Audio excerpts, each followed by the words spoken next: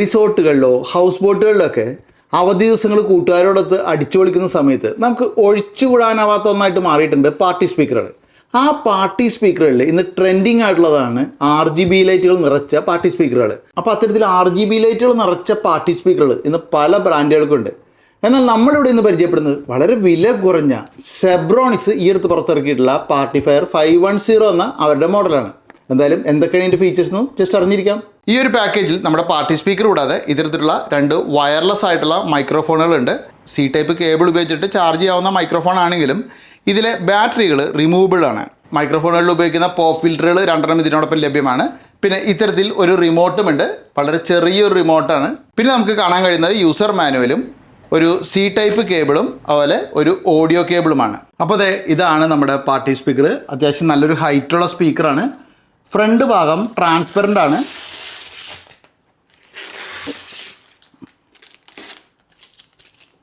കുറച്ച് plastic coating ഒക്കെ ഉണ്ട്. ഈ പാർട്ടി സ്പീക്കറിൽ 2 ഫുൾ റേഞ്ച് സ്പീക്കറുകളാണ് ഉപയോഗിച്ചിരിക്കുന്നത്. ഈ കാണുന്നതും ഇതും. അത് 25.4 സെൻറ്റിമീറ്ററിൻ്റെയാണ്. ഇനി 3.8 സെൻറ്റിമീറ്ററിൻ്റെ ഒരു ട്യൂട്ടറും നമുക്കിവിടെ മുകളിൽ കാണാം. അങ്ങനെ 3 ഡ്രൈവറുകളാണ് ഈ ഒരു സ്പീക്കർ യൂണിറ്റ് ഉള്ളത്. 160 വാട്ട് RMS ഔട്ട്പുട്ടാണ് കമ്പനി പറയുന്നത്. ഇനി ഇവിടെ എന്തിനാണ് ഈ ട്രാൻസ്പെറൻ്റ് ആക്കിയിരിക്കുന്നതെന്ന് അറിയണ്ടേ? കാണിച്ചു തരാം. എങ്ങനെയുണ്ട്? ഓക്കെ, നല്ല അടിപൊളി RGB ലൈറ്റുകൾ. അത് കുറച്ച് ഇരുട്ടാക്കി വെച്ച് കഴിഞ്ഞാൽ നല്ല ഭംഗിയായിട്ട് അറിയാൻ പറ്റും. ഇവിടെ സ്റ്റുഡിയോ വെളിച്ചത്തിൻ്റെ ആ ഒരു വെളിച്ചം കാരണം അറിയാത്തത് ഞാനൊന്ന് കാണിച്ചു തരാം. നിരവധി അനിമേഷനുകളുണ്ട്. നമുക്ക് മുകളിലുള്ള സ്വിച്ച് അമർത്തിയിട്ട് ആ ഒരു അനിമേഷൻസ് ചേഞ്ച് ചെയ്യാൻ സാധിക്കും. പിന്നെ മ്യൂസിക്കിനനുസരിച്ചിട്ടും അത് വർക്ക് ചെയ്യും. മൊബൈലും ഇയർബഡൊക്കെ ട്രാൻസ്പെറൻറ്റ് ബോഡി വെച്ചിട്ട് ട്രെൻഡിങ് ആണല്ലോ. അപ്പോൾ അതേ രീതിയിൽ ഇവിടെ നമുക്ക് കാണാം. പക്ഷേ ഇവിടെ ഈ ട്രാൻസ്പെറൻറ്റ് ബോഡിക്കുള്ളിൽ നമുക്കിവിടെ കാണുന്നത് ചിപ്പുകളൊന്നുമല്ല, അതിൻ്റെ മിനിയേച്ചറുകൾ ഇങ്ങനെ വച്ചിരിക്കുകയാണ്.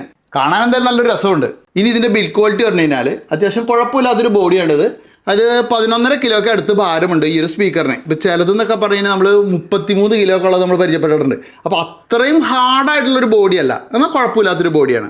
മാറ്റ് ഫിനിഷാണ് ബോഡിക്ക്. ഇനി ഇതിൻ്റെ സൈഡ് ഭാഗവും റിയർ സൈഡൊക്കെ നോക്കി കഴിഞ്ഞാൽ പ്രത്യേകിച്ചൊന്നും കാണാനില്ല. റിയർ സൈഡിൽ എയർ വെൻറ്റുകൾ കാണാം, കുറച്ച് ഭംഗിയാക്കിയിട്ട് കാണാനൊരു ഡിസൈനിങ്. പിന്നെ താഴെയായിട്ട് ഇതിൻ്റെ ട്രോളിക്ക് വേണ്ടിയിട്ടുള്ള 2 വീലുകളും കാണാം. അല്ലാണ്ട് വേറെ പോർട്ടുകളോ അങ്ങനെ സംഭവങ്ങളൊന്നും തന്നെ പുറകിലൊന്നുമില്ല. ഇതിൻ്റെ കൺട്രോൾസ് മുഴുവനും ഇതിൻ്റെ മുകൾ ഭാഗത്താണ്. മുകളിൽ നോക്കിയാൽ നമുക്ക് ഇത്തരത്തിലൊരു കൺട്രോൾ പാനൽ തന്നെ കാണാം. ഇവിടെ ഇടതുവശത്ത് കാണുന്ന ഈ റോട്ടറി സ്വിച്ച് എന്ന് പറഞ്ഞു കഴിഞ്ഞാൽ അത് വോളിയം അഡ്ജസ്റ്റ് ചെയ്യാൻ വേണ്ടിയിട്ടുള്ളതാണ്. വലതുവശത്തുള്ളത് നമുക്ക് മൈക്കിൻ്റെ വോളിയം അഡ്ജസ്റ്റ് ചെയ്യാനുള്ളതാണ്. ഇവയ്ക്ക് രണ്ടിലും നടുവിലായിട്ട് റെഡ് കളറിലുള്ള ഡിജിറ്റൽ ഡിസ്പ്ലേ ഉണ്ട്.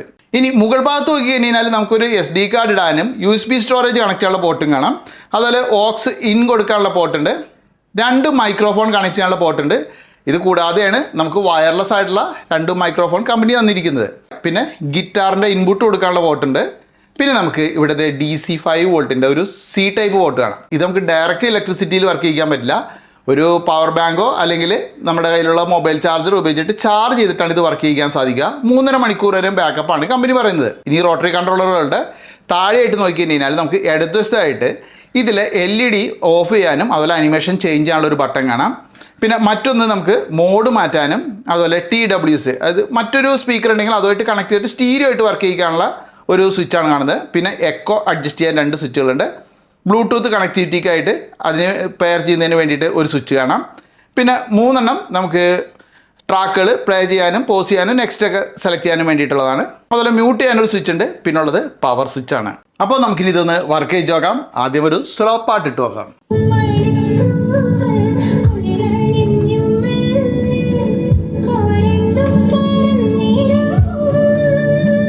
ഇപ്പോൾ ഒരു മീഡിയം വോളിയമാണ്. ഞാൻ ഇതിനിടയിലൊന്ന് ഫുൾ വോളിയം വെച്ച് നോക്കാം.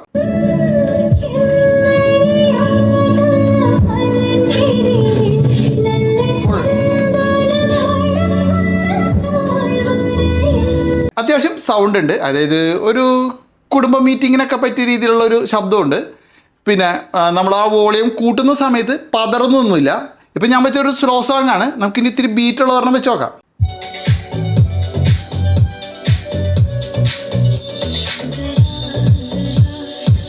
എങ്ങനെയുണ്ട് ബേസ്? ഭയങ്കര പഞ്ചിയെന്നൊന്നും പറഞ്ഞുള്ള അവകാശം അതൊന്നും ഉന്നയിക്കാൻ പറ്റില്ല.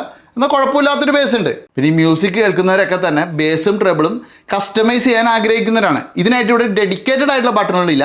പക്ഷേ പകരം 4 പ്രീസെറ്റ് മോഡുകൾ മ്യൂസിക്കിനായിട്ടുണ്ട്. അപ്പോൾ നമുക്ക് അതിൽ നിന്ന് ഇഷ്ടമുള്ളതുപോലെ വോക്കൽ കൂടിയത് അല്ലെങ്കിൽ ട്രബിൾ കൂടിയത് അല്ലെങ്കിൽ ബേസ് കൂടിയത് അങ്ങനെ ഇഷ്ടമുള്ളത് നമുക്ക് സെലക്ട് ചെയ്യാൻ സാധിക്കും. പോപ്പ് ജാസ് അങ്ങനെയൊക്കെയുള്ള പേരിൽ. പിന്നെ ഞാനൊക്കെ എന്ന് പറഞ്ഞാൽ ഇത്തരത്തിൽ ഏത് മ്യൂസിക് സിസ്റ്റം കിട്ടിയാലും ഏത് ബ്രാൻഡിൻ്റെ കിട്ടിക്കഴിഞ്ഞാലും അതിൻ്റെ ആ ഒരു ഫുൾ വോളിയത്തിൽ വയ്ക്കാറുമില്ല. അത് മാത്രമല്ല ചെറിയ വോളിയം വെച്ചുകൊണ്ട് ഞാൻ എൻ്റെ മൊബൈലിലൂടെ ബ്ലൂടൂത്ത് വഴി ഏതെങ്കിലും ട്രാക്കുകൾ പ്ലേ ചെയ്യുന്ന സമയത്ത് ബാസ് EQ എന്ന് പറയുന്ന മറ്റൊരു ആപ്ലിക്കേഷൻ, അതൊരു ഇക്വലൈസറാണ്, നമുക്ക് പ്ലേ സ്റ്റോറിൽ കിട്ടും. അത് ഇൻസ്റ്റാൾ ചെയ്തിട്ട് അതിൽ കസ്റ്റമൈസ് ചെയ്തിട്ടാണ് വെക്കാറുള്ളത്. അപ്പോൾ ഇപ്പോൾ നമ്മൾ കേട്ട അതേ പാട്ട് തന്നെ ഞാൻ പറയുന്ന ആ ഒരു ഇക്വലൈസറിൻ്റെ ആപ്ലിക്കേഷൻ ഉപയോഗിച്ചിട്ട് കസ്റ്റമൈസ് ചെയ്തിട്ട് ഒന്ന് കേട്ട് നോക്കാം. എങ്ങനെയുണ്ട് നിങ്ങൾ കമൻറ്റ് ഇടണം കേട്ടോ. അത്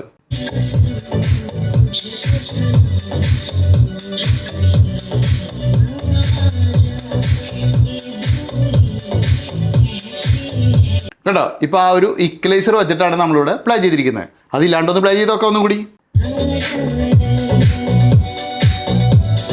കണ്ട ആ ട്രബിളും ബേസൊക്കെ നന്നായിട്ട് കുറവുണ്ട്. അപ്പോൾ അത് നമുക്ക് ഇഷ്ടാനുസരണം കസ്റ്റമൈസ് ചെയ്യണമെങ്കിൽ ഇങ്ങനെ ഒരു ആപ്പ് വെച്ചിട്ട് ഉപയോഗിക്കുന്നതായിരിക്കും ഭംഗി എന്നാണ് എനിക്ക് തോന്നിയിട്ടുള്ളത്.